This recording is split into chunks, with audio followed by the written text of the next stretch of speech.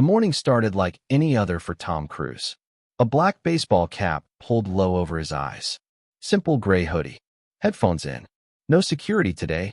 He just needed air. The city was still yawning as he walked through the quieter streets of downtown Los Angeles. It was early enough that most shops were still shuttered, and the only sounds were street sweepers and pigeons fighting over crumbs near a bench. He turned the corner near a park he hadn't visited in years. It used to be full of kids, joggers, the occasional dog walker. Now it felt thinner, worn down by time. But it wasn't the emptiness that made him stop. It was the sound of pencil scratching pavement. He looked over and saw her. A girl, maybe 9 or 10, knees folded on a cardboard mat, a tattered backpack beside her. Her hair was matted in places, like it hadn't been washed in weeks. Her hands moved fast, working across the concrete like a street artist, but smaller, slower, precise. Tom took a step closer. At first he thought she was just doodling. But then he saw it. She was drawing him. Not a caricature, not a cartoon, a portrait. And it was beautiful. Lines with soul, eyes full of emotion. She'd even captured the tiny scar near his left eyebrow, the one makeup artists always covered. He took a breath, unsure whether to approach. Then, as if sensing him, the girl looked up. Her eyes met his. She didn't flinch, didn't gasp, didn't say, "Oh my God, you're Tom Cruise." She just stared, curious, cautious, calm. "Is that supposed to be me?" he asked gently, removing one headphone. She nodded. "You draw people you meet?" She shook her head. "I draw people I remember." Tom blinked. "Have we met before?" She hesitated, then went back to shading. "No, but my mom said you saved her life once." Tom stepped closer. "What's your name?" She glanced up again. "Ember." He crouched down beside her. "That's a strong name. My mom picked it because she said even when the fire dies, something still glows." Tom felt something shift in his chest. He looked again at the portrait. There was something strange about it. It wasn't just him she had drawn, it was him crying. "Why am I sad in the picture?" Ember didn't look up. "Because you were. That day." "What day?" She paused. "The day my mom saw you at the hospital." Tom's breath caught. His mind scanned back. Hospitals were frequent, visiting charities, pediatric wards, rehab centers. But nothing came to mind. "What hospital?" "She never told me," Ember whispered. "She just said you sat next to her in a hallway once. Before surgery. You didn't know she was scared, but you held her hand anyway." Tom sat down on the pavement. Something was crawling up from his memory. A woman, short, shaking, alone on a gurney outside an operating room. He'd been filming a PSA that day. Left the crew for a coffee. Saw her crying. Didn't know what to say. So he just sat. Took her hand. Didn't ask questions. Didn't expect thanks. Just felt human. It had lasted maybe 5 minutes. And apparently, changed someone's world. "Is she here?" he asked. Ember's pencil stopped. "No," she said. Tom waited. "She passed away last winter. Cancer." He didn't know what to say. Ember rolled up the sketch and handed it to him. "I always meant to give it to you, but I couldn't find you." Tom held the rolled-up portrait in his hands, speechless. "Where are you staying?" he asked quietly. Ember pointed to the backpack. "Wherever I can." He blinked. "You don't have family?" "No one who wants me." The words weren't bitter, just true. Tom felt something rise in his throat. "How long have you been out here?" "A while." She started organizing her pencils. Her fingers trembled slightly in the wind. "Do you eat?" he asked. "Sometimes." He looked around. No adults nearby. No social workers. No cameras. Just this girl with an old backpack and a sketchbook full of strangers' faces. "Do you trust me?" he asked. She looked up again. Not starstruck. Just curious. "You're Tom Cruise," she said. He chuckled. "That's not an answer." She shrugged. "My mom said you were kind. I trust her." An hour later, they were sitting in a booth at a nearby diner. Pancakes, eggs, orange juice. Ember's first hot meal in days. She didn't devour the food like he expected. She ate slowly, gratefully. Tom watched her like a man seeing something he couldn't name. "What's in the sketchbook?" he asked. She slid it across the table. He opened it carefully. Page after page. Faces. Emotions. People on buses. On sidewalks. A nurse laughing. A man sleeping on a church step. A woman playing violin in the subway. They weren't just drawings. They were windows. You remember all these people? She nodded. I draw them so I don't forget. If I forget, then maybe no one remembers them at all. He swallowed hard. You think anyone's ever drawn you? She shrugged. Probably not. He flipped to the last page and paused. There was a drawing of a house. Small. One window. One tree. A crooked swing. Underneath, written in pencil. One day, I'll have one. Tom stared at the page for a long time. Then he looked at her. Then he made a call. Val, he said into his phone. Yeah. I need you to get someone on the line for me. Who?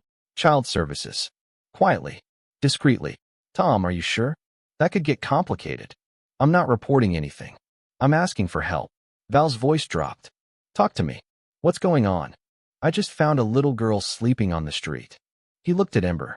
She's alone. She's brilliant. And she remembered me when I didn't remember myself. He paused. I don't think I can walk away this time. That night, Tom dropped Ember off at a temporary housing center.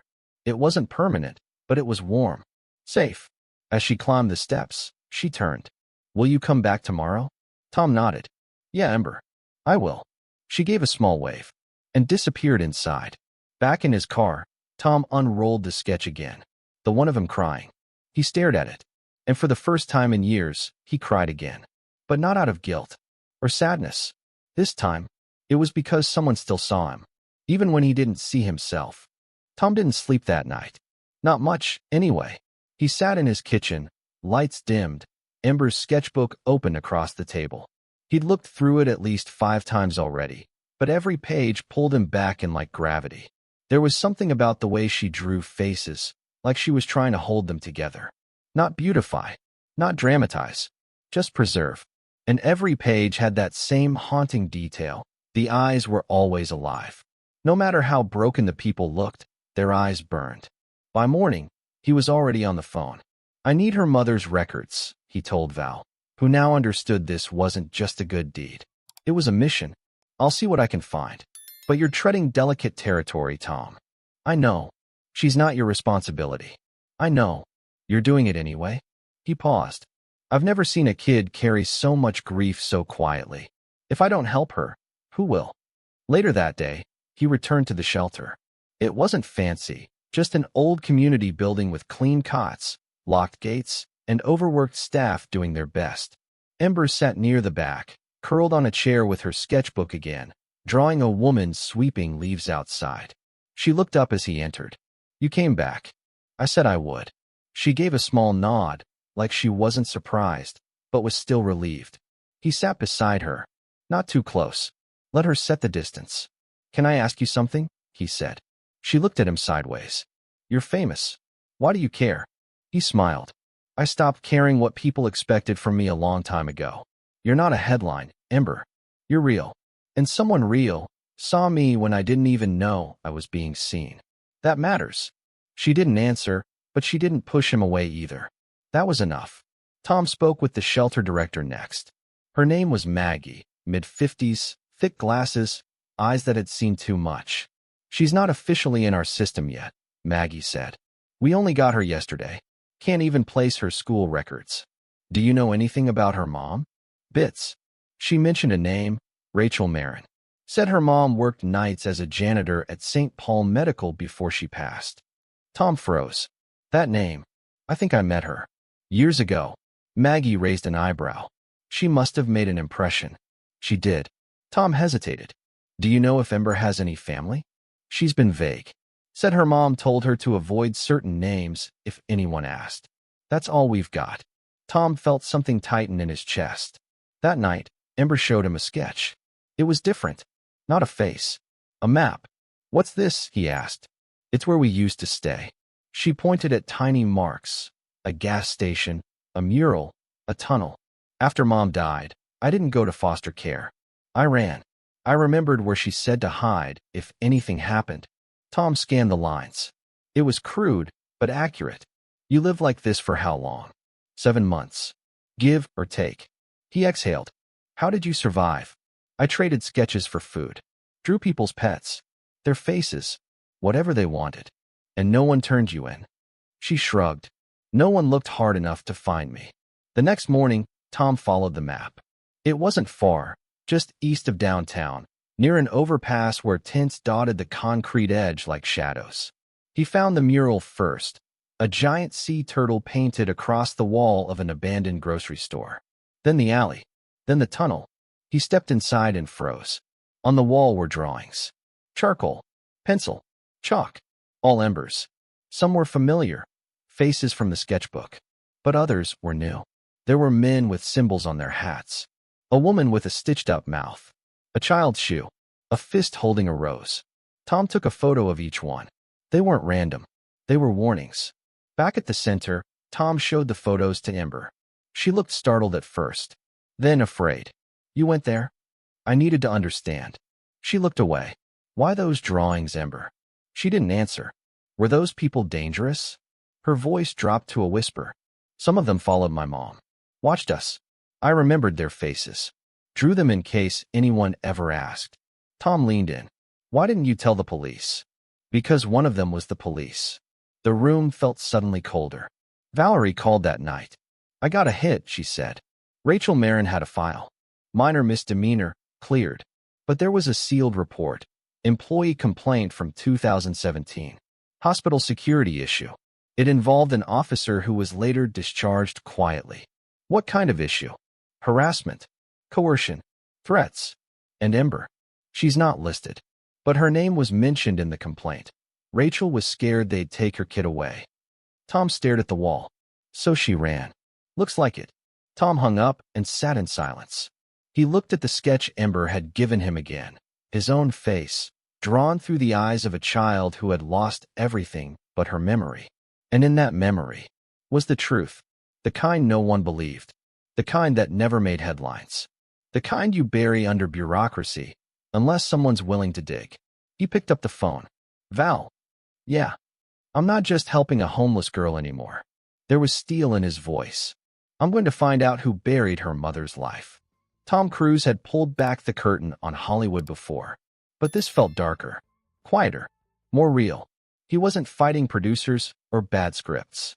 He was chasing a woman's shadow through bureaucratic smoke. Rachel Marin. Her name haunted the corners of every file Valerie dug up. Janitor at St. Paul Medical for 6 years. No criminal history. No known relatives. No social media. But plenty of gaps. Sudden shifts in schedule. A demotion in 2018.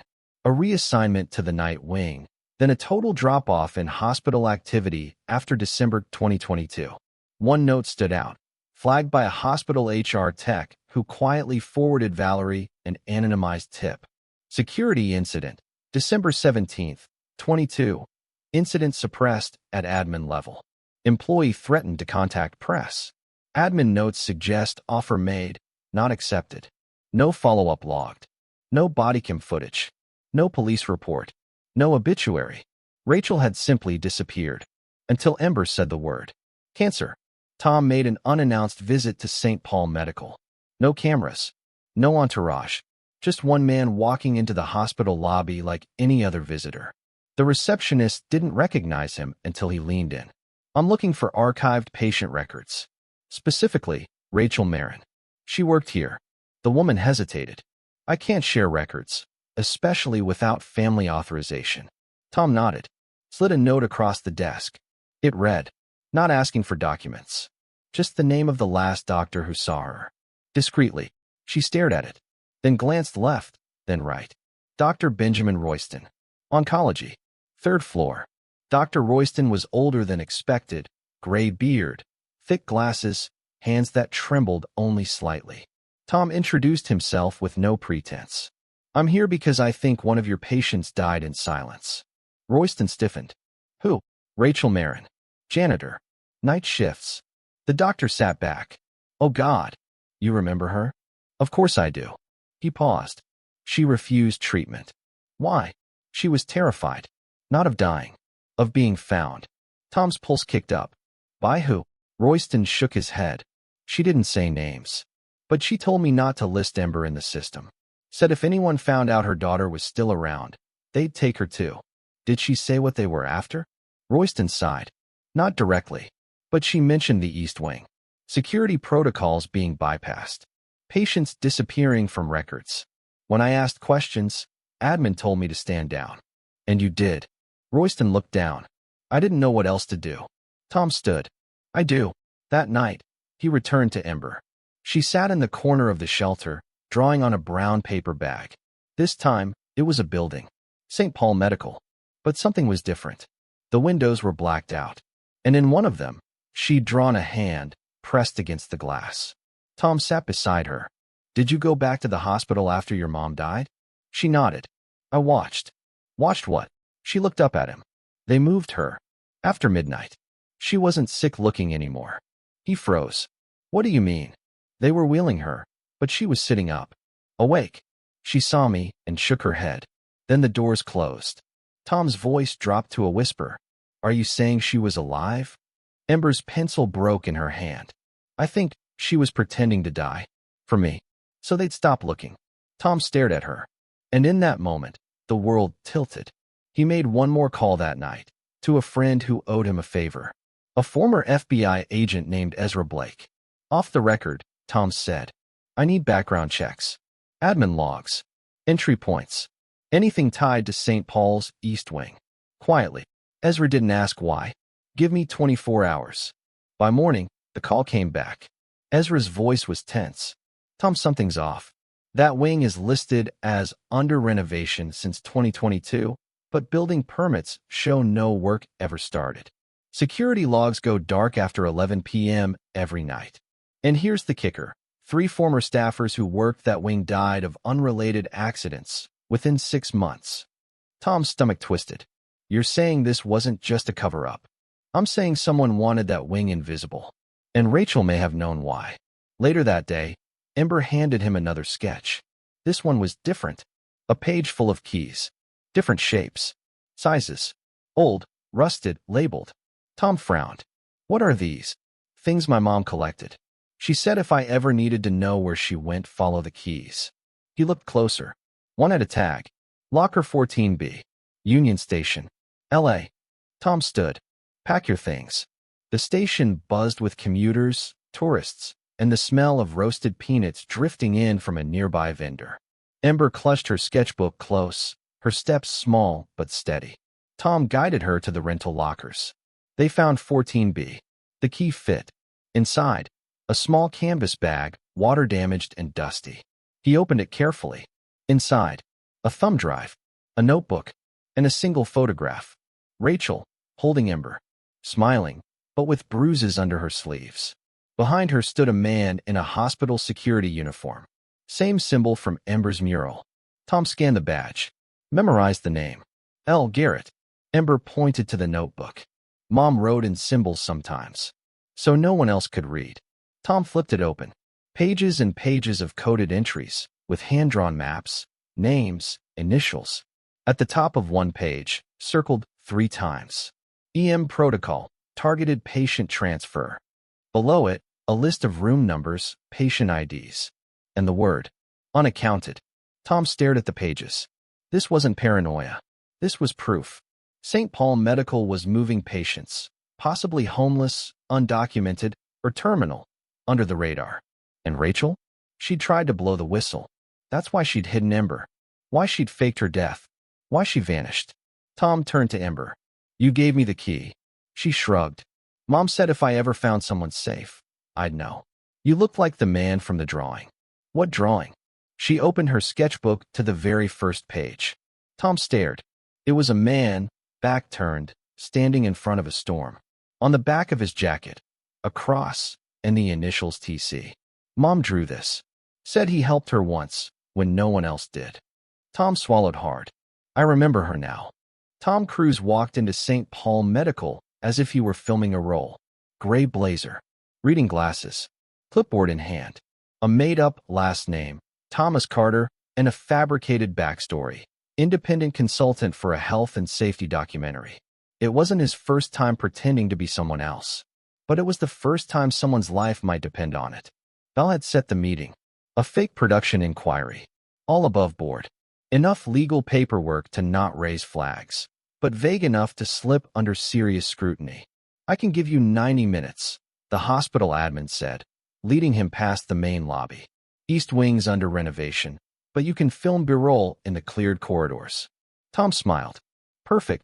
They passed nurses, patients, even a few interns taking notes.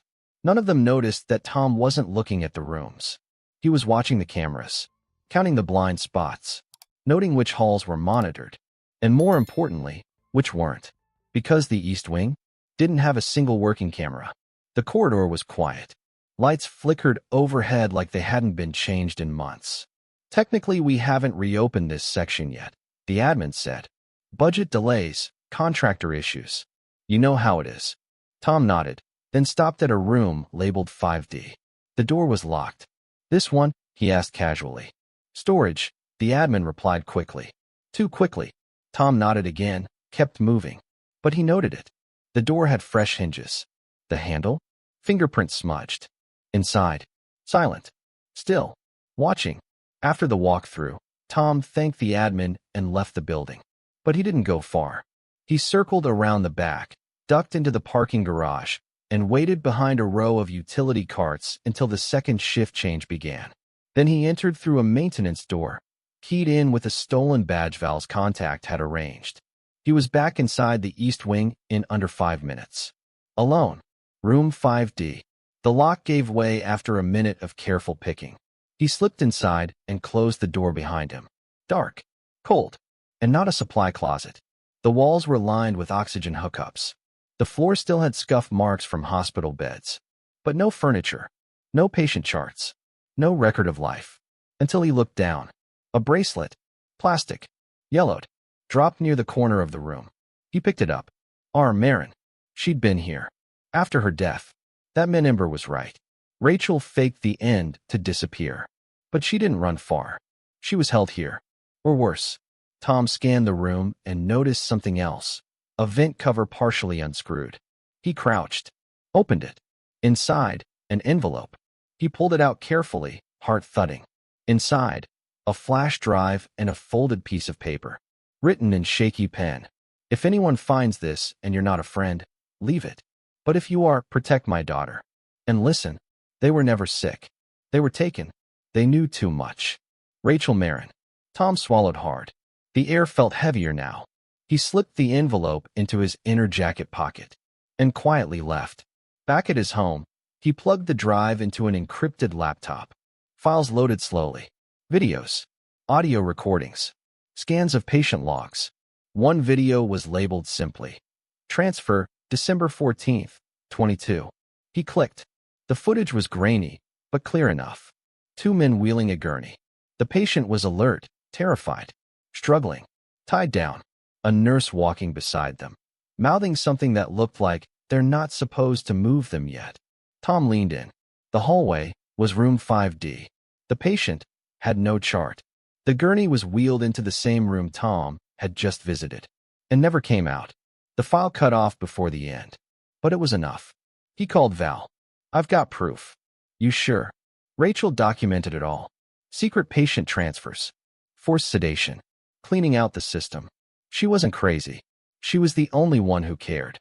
What now? Tom's voice darkened. We find Ember's mother. Dead or alive. Later that night, Tom returned to Ember at the shelter. She was asleep on a cot, arms wrapped around her sketchbook. He sat beside her quietly. Opened it. On the last page was a new drawing. A woman, sitting in a white room. Hands folded. Eyes staring forward. Behind her, a door with no knob. Tom stared. Then whispered, She's still in there, isn't she? Ember stirred. Opened her eyes slowly. You found the bracelet. He nodded. You saw the door. He nodded again. You believe me now. I always did. I just didn't understand. She rolled over. Now you do. As Tom left, he made one final call that night. To someone bigger than the studio. Bigger than the press. Ezra Blake. Ex-FBI. Trusted. Dangerous. Retired officially. Ezra, he said. I need to break someone out of a hospital. There was a long pause. Then, you're not talking about a patient, are you? No. I'm talking about a prisoner. Ezra exhaled. Send me everything. I'll start building the op. You'll do it. There was steel in his voice. I said I owe you one. Let's pay it forward. The next morning, Ember woke up to find a clean hoodie, a warm breakfast, and a folded note waiting. It read, "Stay here today. I'll be back before dark. This time with your mom." She held the note to her chest and whispered through tears, "Don't fall, Tom. You ever pulled a woman out of a blackside hospital before?" Ezra Blake asked with a voice like gravel and history. Tom Cruise didn't smile, didn't blink. He just said, "No, but I've escaped worse in movies. Tom to test if I learned anything."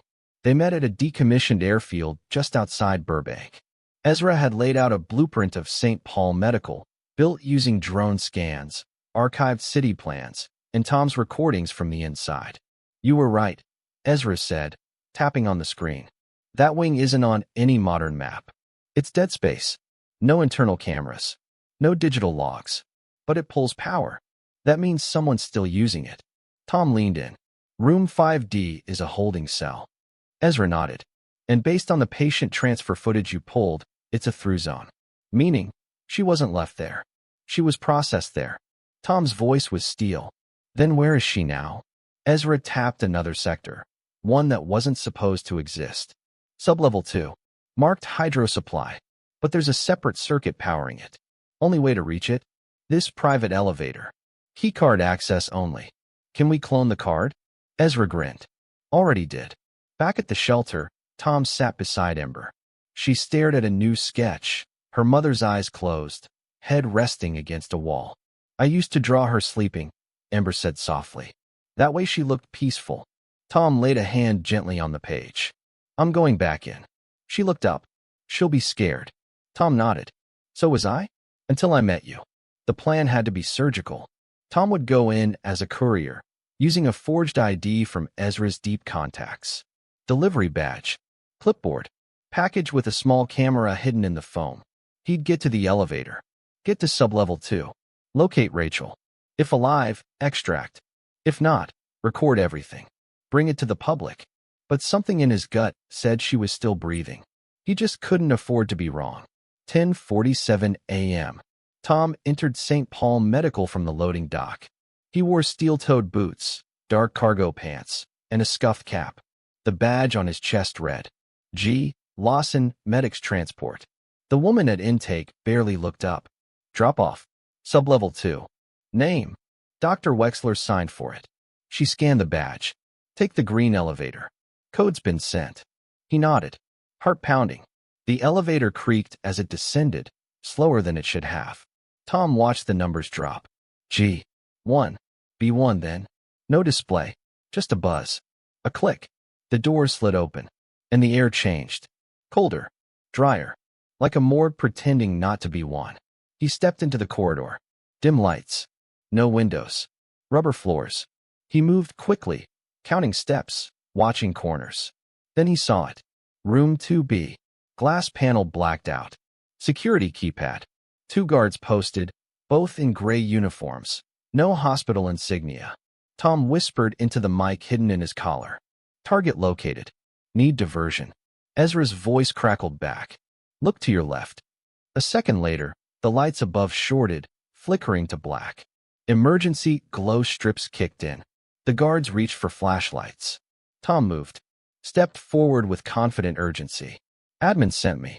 Replacement meds, thermal packaging. Fragile." One guard scanned him. "You're not on schedule." Tom scowled.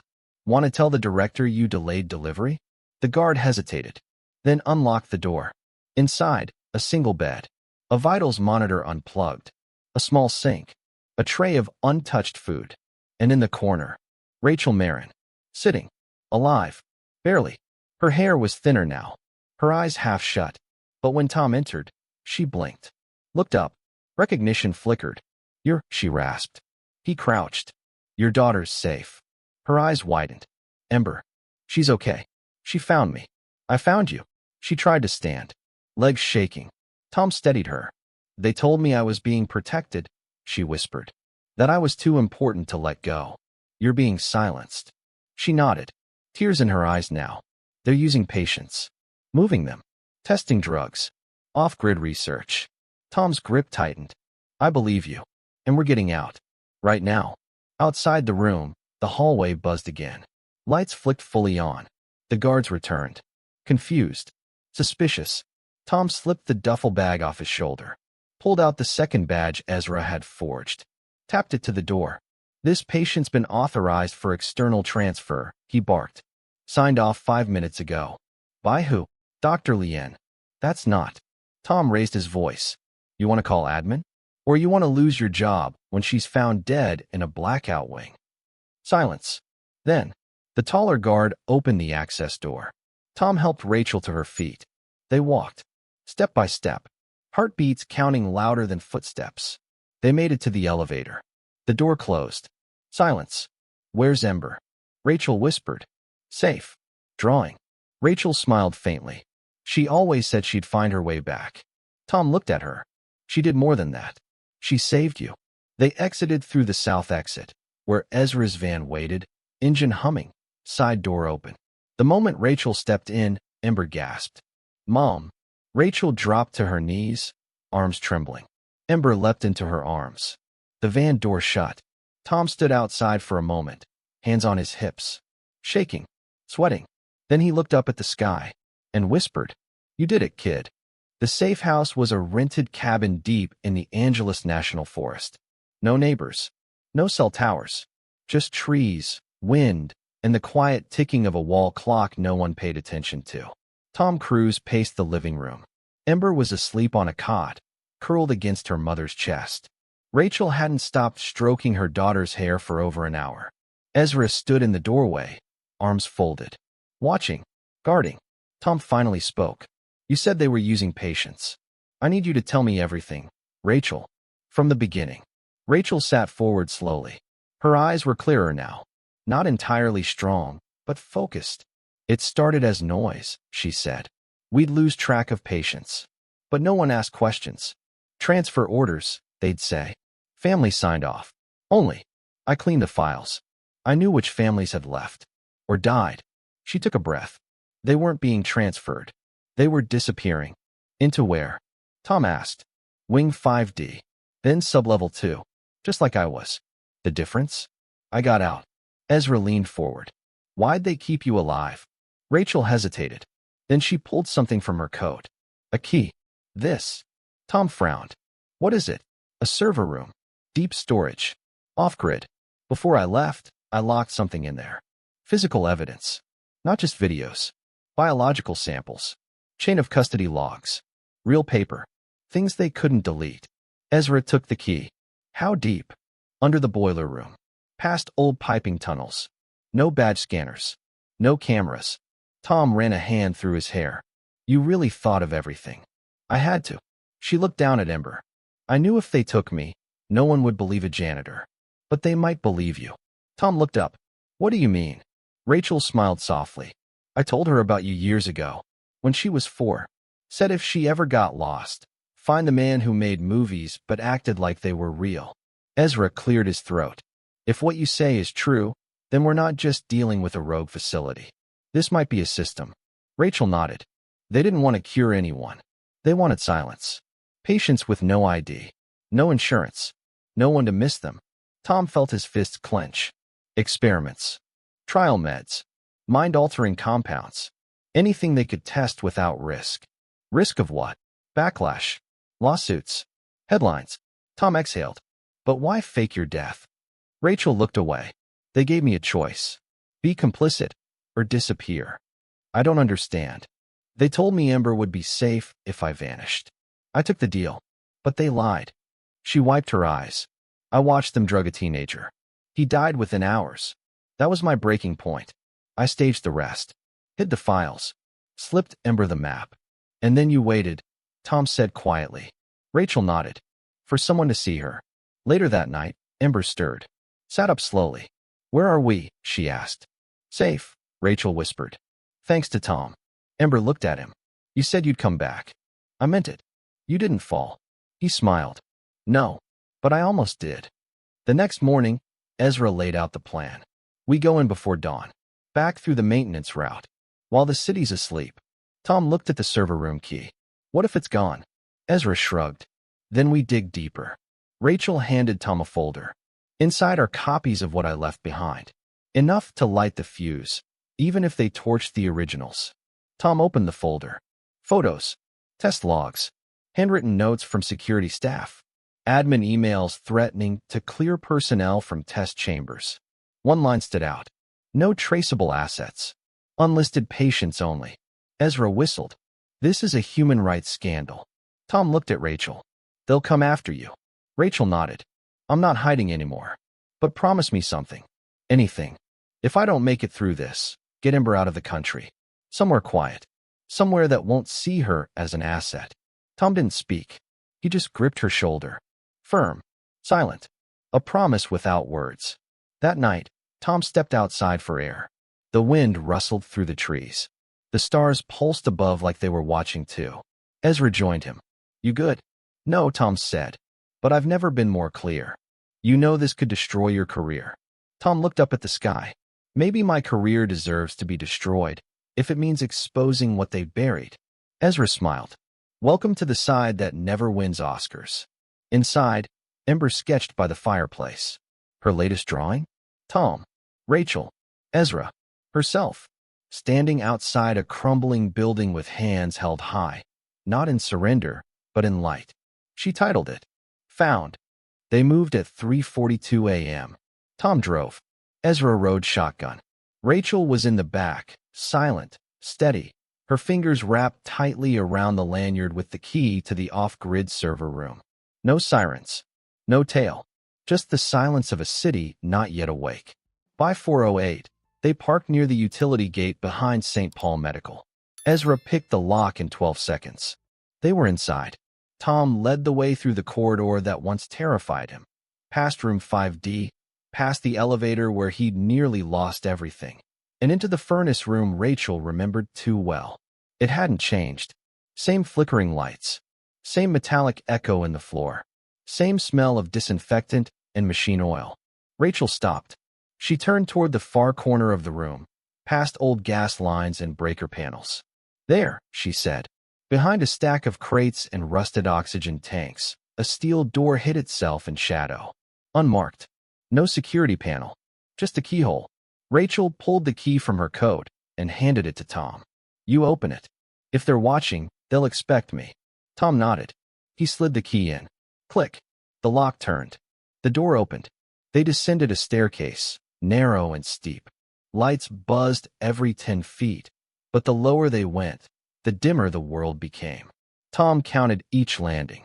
5, 6, 7. Then, a hallway. Short, narrow, cold. At the end, a vault-style door with a handprint scanner. Ezra stepped forward and produced a thin plastic case from his coat. Inside it, a severed silicone glove wired with a microchip and biopulse. He looked at Tom. Borrowed from one of their dead admins. He pressed it to the scanner. Beep. Accepted. The vault door groaned open. Inside, silence. No servers humming. No blinking lights. Just rows of shelves. Cabinets. Filing boxes. Paper. Files dating back to 2011. All hand-labeled. All stored in airtight containers. Ezra scanned them quickly. This is it. Tom and Rachel started pulling boxes. Each file heavier than the last. Records of unapproved trials. Vanished patients. Forged signatures. Then Tom stopped. He held up a folder marked R. Marin Compliance File. He opened it. Inside, a psychological profile. Photos of Ember. A proposed custody transfer to a private education facility. A signature at the bottom. Not Rachel's. Hers was forged. Rachel stepped closer, breath catching. I never signed this. Tom's jaw tightened. They tried to take her without even asking. Ezra looked up from another drawer. They did more than try. Look at this. He held up a file labeled Experimental Cohort, December 2022, Non-Consensual Trials. Inside were lists of names. Birth dates. A column labeled Reclaimable. Another labeled Disposable. Rachel's name appeared in both, crossed out. Ember's was never listed. Tom frowned. Why not her? Rachel's eyes darkened. Because I hid her. Changed her last name. Told the hospital she was my niece. Never put her on my paperwork. Tom stared at her. You saved her by erasing her. Rachel nodded slowly. Sometimes survival is silence. Suddenly, Ezra stiffened. Someone's here. He moved to the vault door, closed it silently, and flicked off the overhead light. Footsteps echoed outside. Heavy. 2 sets. Military boots. Voices murmured. Tom pressed his ear to the wall. They're checking the furnace levels. Why? Nobody comes down here. You kidding? That janitor freak went missing last week. Admin thinks someone helped her out. Tom's pulse spiked. Rachel stepped back into the shadows. Ezra held up 3 fingers. Counted down. 3, 2, 1. The door swung open. Tom lunged first, grabbed the first guard, yanked him in, slammed him into the cabinet. Ezra caught the second, knocked him cold with one precise hit to the temple. Silence. Both men hit the floor. Rachel exhaled. Tom looked at Ezra. You've done this before. Ezra cracked his neck. Yeah, but usually in war zones, not hospitals. They loaded the files into waterproof backpacks. As they prepared to leave, Tom noticed something wedged behind one of the bottom drawers. A memory card. Tiny. Red-taped. He held it up. What's this? Rachel's eyes widened. That's the backup video. Footage of the experimental wing. I thought it was gone. Ezra slipped it into a case. We need to move. They reached the surface by 5:12 a.m. The sky outside had turned gunmetal gray. The city was stretching, blinking, yawning. Tom stepped through the service exit first. Rachel followed. Ezra was last, pausing only to wipe the door handle clean. They reached the van. Rachel climbed in first, cradled Ember's old drawing, the one of the crumbling hospital. Tom sat beside her. You okay? She nodded. I feel like I just dug my own grave and found out I was still alive inside it. He looked at her. No, you just buried theirs. Back at the cabin, Ember met them at the door. Rachel held her tight, whispering, It's done. We got it. Tom handed the backpacks to Ezra, who was already preparing them for digital transfer. Redundant copies. USB backups.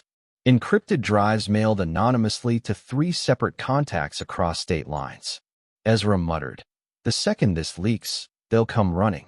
Tom sat down. Then let them come. Because we're not hiding anymore. But just as he said it, Val called. Urgent. Shaking. Tom, she said. They know. Someone inside the hospital leaked your name to the board. You're being connected to the break-in. There's a federal notice going out in 48 hours. Tom didn't flinch. Let it come. Val's voice trembled. You realize what this means? Tom looked at Ember. At Rachel. At the file still open on the table. Yeah, he said. It means I've got 48 hours to tell the world the truth. Tom didn't wait for permission. By the time the sun rose over Los Angeles, he was already in front of a camera. Not on a film set. Not in a studio. In the corner of his home, bare walls, soft light, and a single chair. Just him. And the truth. He didn't rehearse. Didn't call a publicist. He just pressed record. And spoke. If you know me from movies, set that aside for a moment. I'm not speaking to you as a celebrity. I'm speaking to you as a man who saw something no one wanted me to see. A little girl drew my face on a sidewalk. I stopped. That decision changed everything. Her name is Ember. Her mother was declared dead. But she was alive, imprisoned in a hospital that shouldn't have held her. Not for treatment. Not for care. For silence. We uncovered a network operating beneath St. Paul Medical. A forgotten wing. Hidden patients. Human testing. I've seen the footage. I've held the files. And I'm going to show them to you. Watch. Decide for yourself. But understand this, some people won't want you to. He ended the video with a still frame. If anything happens to me, this story continues. And if you're brave enough, share it. Then he posted it to every platform he had. Twitter, YouTube, Telegram, even a burner Reddit account Ezra helped create. Then they waited. The first hour, silence. A few hundred views. Mostly bots. A handful of "Is this real?" comments. The second hour, chaos. Hashtag Tom Cruise exposes trended on X. Bloggers picked it up. Then a podcaster.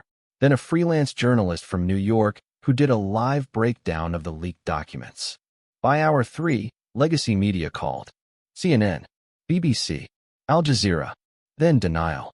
St. Paul Medical released a statement calling the footage deeply misleading and doctored. The board denied all allegations.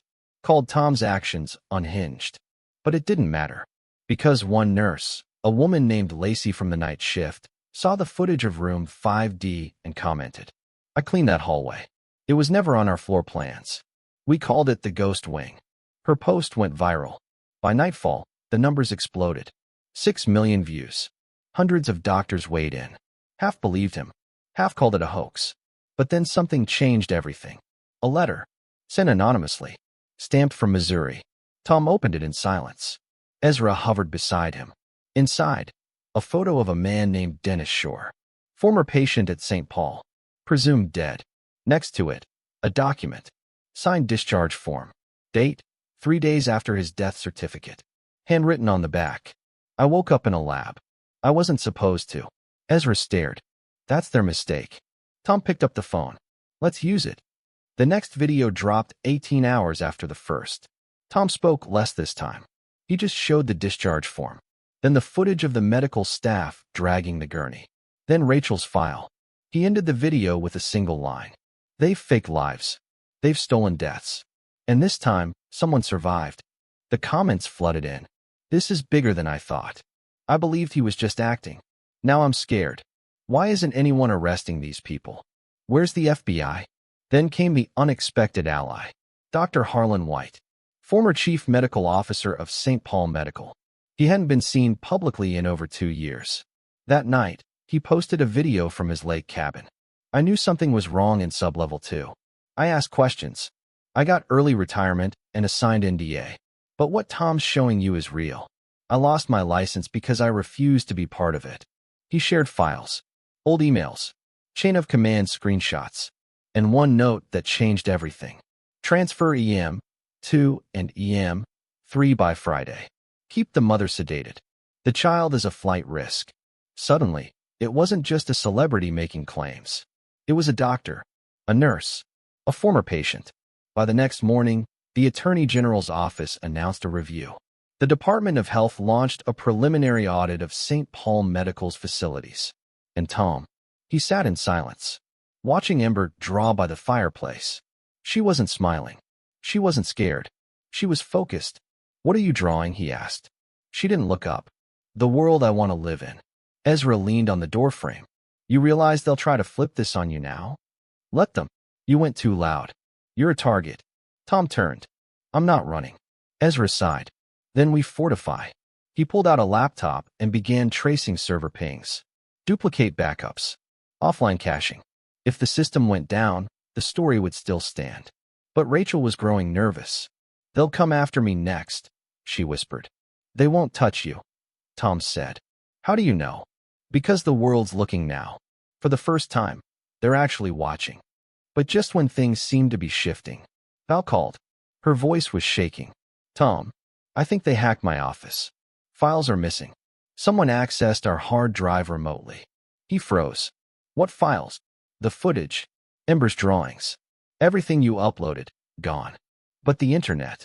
They're trying to flood it with false versions. Deep fakes. Fake audio. YouTube's already flagging your first post." Ezra cursed. "They're moving fast." Tom stood. "We move faster." He called the New York journalist who'd covered the story first. Then he called Rachel's old union rep. Then Dr. Harlan White. Then every major news outlet who hadn't picked it up yet. And finally, he called one name he'd saved for last. Oprah. Her team called back within the hour. They wanted an exclusive, full interview. Live. Tom looked at Rachel. "This is it." She nodded. "You ready to tell them what they tried to erase?" Rachel closed her eyes, then opened them. "I was born ready. I just needed the world to be willing to listen." The studio was quiet. Not silent, but tense. You could feel it in the lighting rig, in the way every camera op stood a little straighter, in how the producers whispered rather than spoke. Because this wasn't just a celebrity interview. It was a live event. A reckoning. Tom Cruise sat under the lights beside Rachel Marin, whose face was pale but unshaken. Across from them, Oprah Winfrey leaned forward in her chair, calm, measured, but unmistakably stirred. "We're live in 60, a voice called. Tom took a breath. Rachel looked down at the locket around her neck. Inside it, a photo of Ember at age 4, crayon in hand. She whispered, "We're doing this for her." Tom nodded. "No one's silencing you again." The interview began quietly. Oprah introduced them both, offering the context most viewers already knew: Tom's viral videos, the hospital expose, the mounting evidence, the victims, the threats. Then she turned to Rachel, and the world fell quiet. "Rachel," she said gently, "can you tell us what you saw, in your own words?" Rachel's voice was steady, but the tremor in her fingers betrayed the weight of it all. "I saw people who trusted their doctors disappear. I saw records falsified. I saw experimental drugs tested on people who didn't know they were being tested." Her voice caught. "I saw my name on a list labeled expendable." Oprah nodded solemnly. "And what happened when you tried to speak up?" Rachel answered without blinking. "They threatened my daughter." As the interview continued, Oprah held nothing back. "What is sublevel 2? Tom took this one. It's a shadow ward. No oversight. No records. No families. Just patients who were quietly deemed profitable." "You're saying this was about money?" Tom shook his head. "Worse. About control. If you can erase someone's medical rights, their identity, you can test anything, do anything, and never answer for it." Oprah turned to camera. "And this is not a conspiracy theory. These are claims backed by evidence, leaked files, expert testimony, and whistleblowers who are now coming forward in waves." Midway through the segment, Oprah's team cut to the pre-recorded clips. Rachel's forged discharge papers. Footage of the ghost wing hallway. The moment Tom rescued Rachel from room 2B, the audience gasped. Online, #sublevel2 trended globally. TikTok exploded with reaction videos. Medical forums lit up. Some doctors demanded an investigation. Others scrambled to distance themselves. And somewhere in the depths of Capitol Hill, a switch flipped.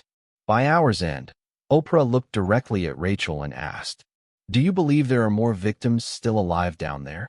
Rachel's answer was chilling. "Yes." And then she said something no one expected. "And I know one of them personally. His name is Daryl Voss. He was a whistleblower inside the FDA. He vanished 6 months ago. I saw him sedated. In that ward." Oprah's eyes widened. "The same FDA currently tasked with investigating this." Tom's voice cut in. "That's why we're doing this live. So no one can edit it. So no one can stop us." The final question came softly. Oprah turned to Tom. "Why risk everything for this?" His eyes didn't flinch. "Because a little girl drew my face in the street, and I almost walked past her." He paused. "If I hadn't stopped, none of this would be known. So now I have to keep going. Because that's what she asked me without saying a word." The broadcast ended. But the world did not go back to normal. Within 12 hours, a congressional hearing was called. For additional St. Paul medical staff anonymously came forward. A second hospital in New Jersey was named in connection. A class action lawsuit was filed on behalf of 37 former patients. And then a quiet threat arrived. Not a public statement. Not a lawsuit. A single black SUV parked across from Tom's home. No plates. No occupants visible. It stayed for 4 hours. Then disappeared. Ezra walked back inside, phone in hand. "They're not going to challenge us in the light," he said. "But they're watching. Every step." Rachel was moved to a secured facility for whistleblowers. Ember stayed with Tom under round-the-clock security. The media attention was unrelenting, but Tom never flinched. He gave more interviews, attended every hearing, and kept reminding the public, "This isn't about me. It's about the people you don't know." And just when things were settling, they found him, Daryl Voss, alive, barely, rescued during an unannounced raid by internal DOJ investigators acting on Rachel's broadcasted testimony. He was 40 pounds underweight, couldn't speak, but in his hand was a folded paper. "Trust Rachel." The world now had a new face of the movement. Not Tom, not Oprah, not even Rachel, but the man they tried to erase. And failed. Tom Cruise wasn't paranoid. Not naturally. Not even after decades in Hollywood. But now he was watching the wind, listening for engines, checking the mirrors every time he passed a window. Because someone tried to kill them. It happened just past 2 a.m. Ezra had stepped out to take a call. Tom was upstairs, editing Ember's latest drawing into the next drop. Rachel was asleep in the back room. And Ember? She was sitting by the fireplace again, quiet, sketching, unaware. Until the blackout. Everything cut at once. Lights, Wi-Fi, phones, even backup power. Then, a soft metallic click. Outside, Tom moved first, barefoot, silent, military-trained from a life that blurred actor and soldier. He grabbed Ember, slid behind the couch, and covered her mouth before she could scream. She didn't. She just looked at him and nodded. She understood. Ezra reappeared seconds later, through the side door, pistol drawn. "They're here." "How many?" Tom whispered. "Too many." Then a voice echoed through a device tossed into the room. A modified police bullhorn, scrambled voice. "Give us the girl. You have 30 seconds." Rachel's breath caught. Ember didn't move. Tom's voice was razor thin. "You have 5 to get away from my house." Ezra raised an eyebrow. "You better have a plan, Cruz." Tom smirked. "Always."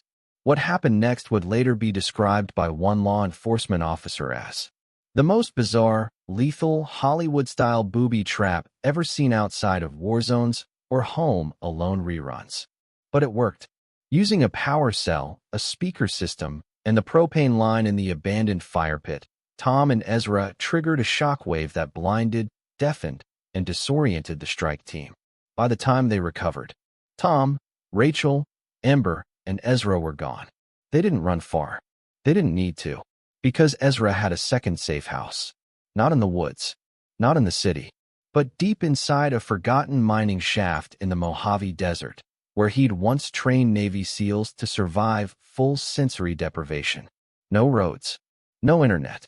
No signal. Just the silence of a world that didn't care about what humans built above. For 3 days, they stayed quiet.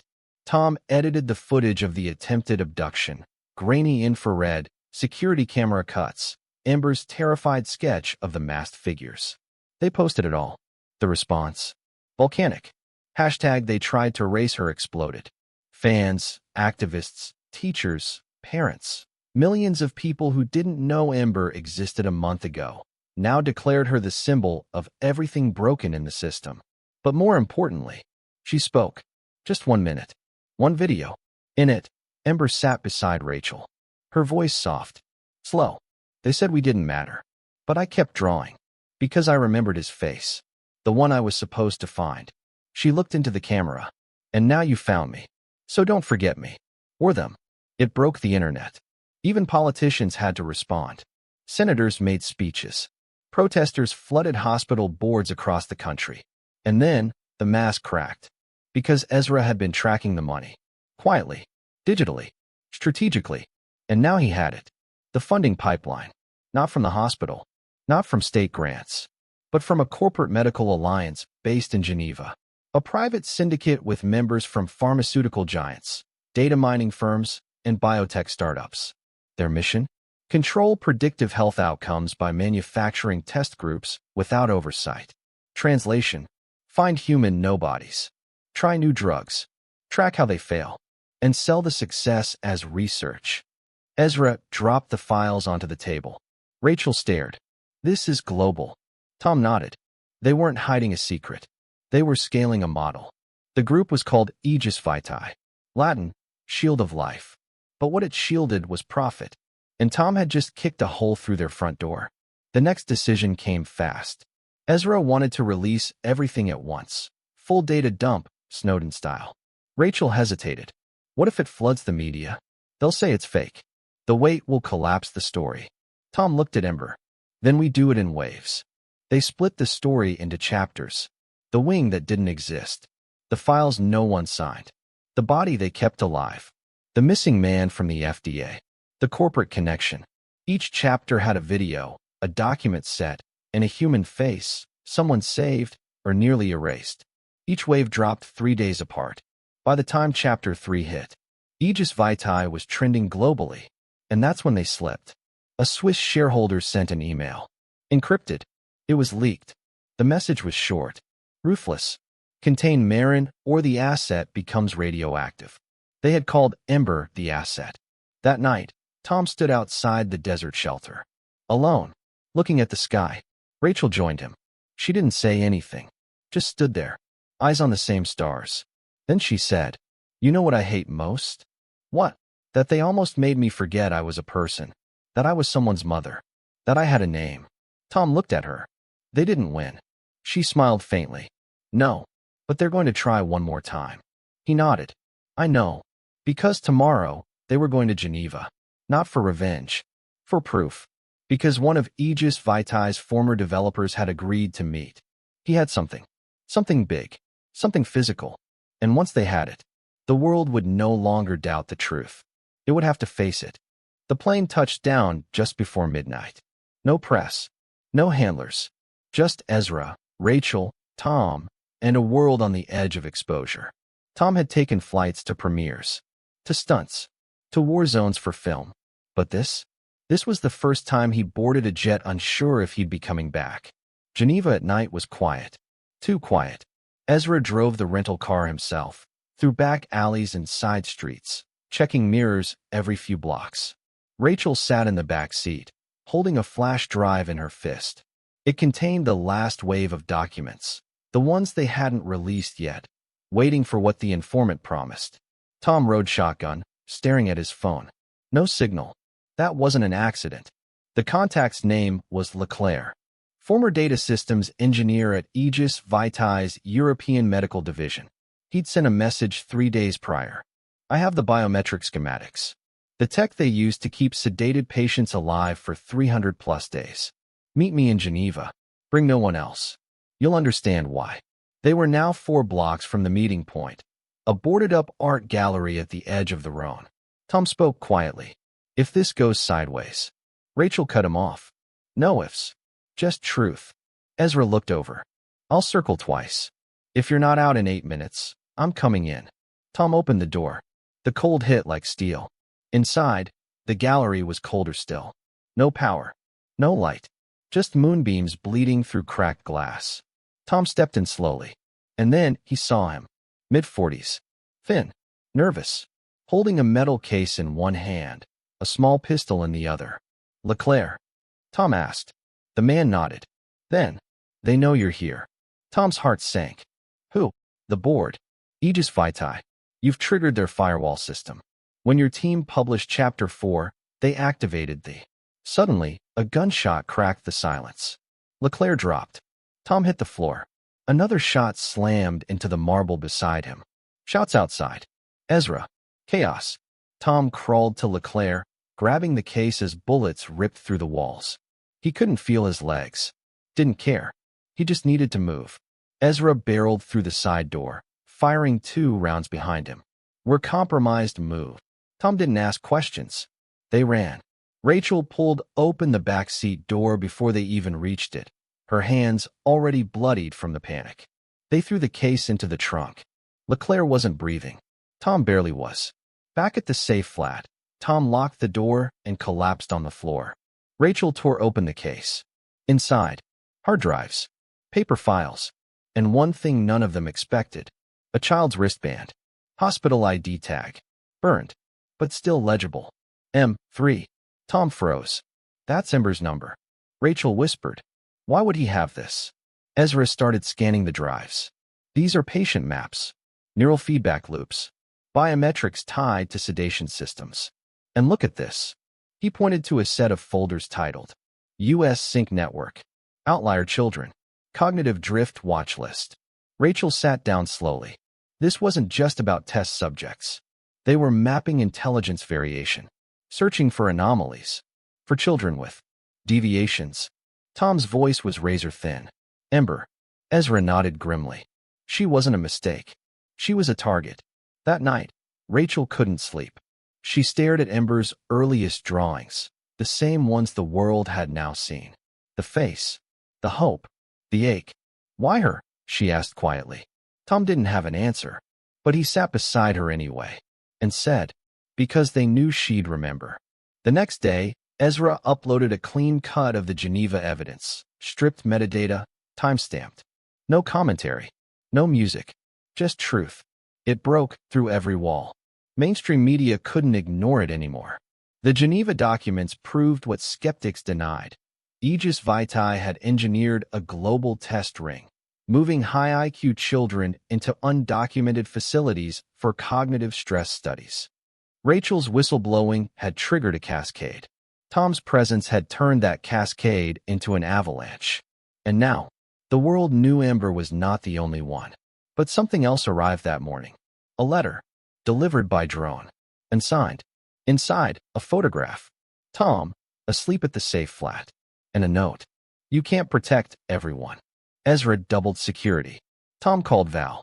Rachel locked herself in the bathroom for an hour. When she emerged, she said one thing. We need to disappear.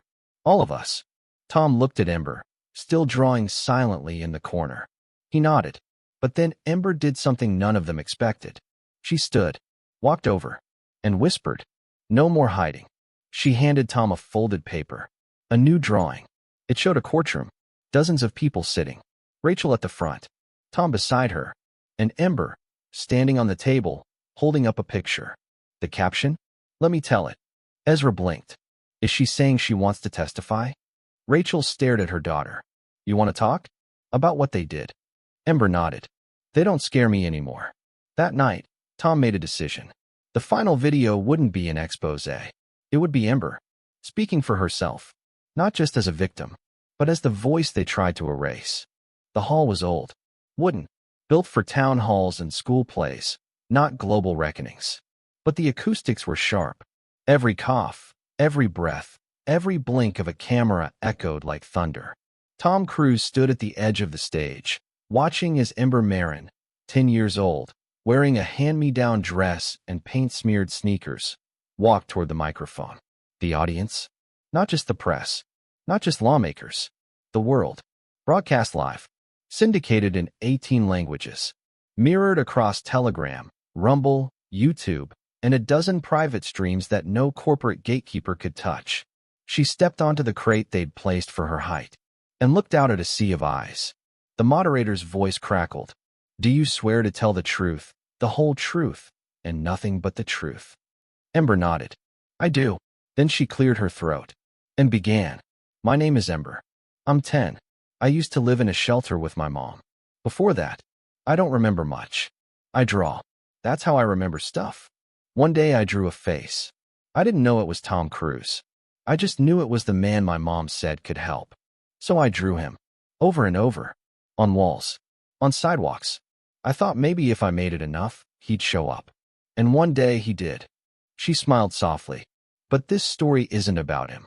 It's about what happened to the people they forgot. The room was silent. No coughs. No camera clicks. Not even a throat clear. Just a child. Unpacking trauma like it was a bedtime story. They took my mom. Said she was dead. But she wasn't. They kept her in a room with no windows. Hooked her to machines. Wrote things about her on papers I wasn't supposed to see. They said she was mentally unfit. But I saw her cry every night because she thought I was alone. She wasn't crazy. She was scared. She was telling the truth. She reached into her backpack and pulled out her sketchbook. Held it up. This is what her room looked like. I drew it after we got out. Behind her, a large screen displayed the scanned image. Cracked tile. Wires. A single light. A child's view of a prison disguised as care. Gasps rippled through the room. And then she said something no one expected. I wasn't supposed to be born. That's what the papers said. That I was an untracked variable. That I had deviant cognitive patterns. I didn't know what that meant. I thought I was just bad at math. Turns out, they were watching me. Testing how I thought. What I remembered. I think they were scared I'd figure it out. She paused. Looked up. I did. Ezra was at the back of the room, watching the officials shift in their seats.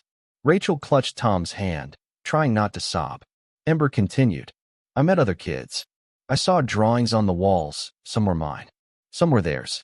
I think they used art to figure out who was dreaming different. They called us candidates. But we were just kids. Then she stopped, took a deep breath, and said, I want to speak to the people who did this. Not the guards. Not the nurses. The ones who made it happen. She turned her gaze directly into the camera. You thought we wouldn't talk. That we wouldn't remember. That no one would believe a kid. But I'm still here. And the world's listening now. Silence. Then a single clap. Then hundreds. Then thousands. The world didn't just applaud. It erupted. Within 24 hours, the Swiss parliament opened an emergency session. Aegis Vitae's board issued a mass resignation. Interpol launched coordinated raids across 7 countries, and 3 executives were arrested at Zurich airport trying to flee. But it wasn't over yet, because one man still hadn't surfaced. Dr. Alaric Mendez, the architect of the Cognitive Drift Initiative, the one who'd written Ember's name into the classified watch list. He was missing until 2 a.m. the following night, when Tom's phone buzzed. Unknown number. He answered. The voice was dry, detached. Mr. Cruz, you've disrupted a system you do not understand. Tom stepped onto the porch, holding the phone tight. And you broke a child. A pause. She is not the only one. What do you want? Another pause. I want you to know this was never about cruelty. It was about evolution. Tom said nothing. The voice continued. I've seen what she draws. And you've made your choice. Now I'll make mine. Click. The line went dead. Ezra traced the call. A burner from Argentina. Gone within seconds. But that message wasn't about threat. It was about warning. That morning, Tom called a press conference. He stood behind the podium. No teleprompter. No suit. Just his own fire. This isn't over, he said. There are still names sealed in vaults. Still children unaccounted for. And if anyone thinks this movement ends with one girl's bravery. He held up Ember's sketchbook. Then you haven't seen what she's planning next. And behind him, Ember walked out, carrying a stack of drawings, each labeled with the name of a missing child. The world changed.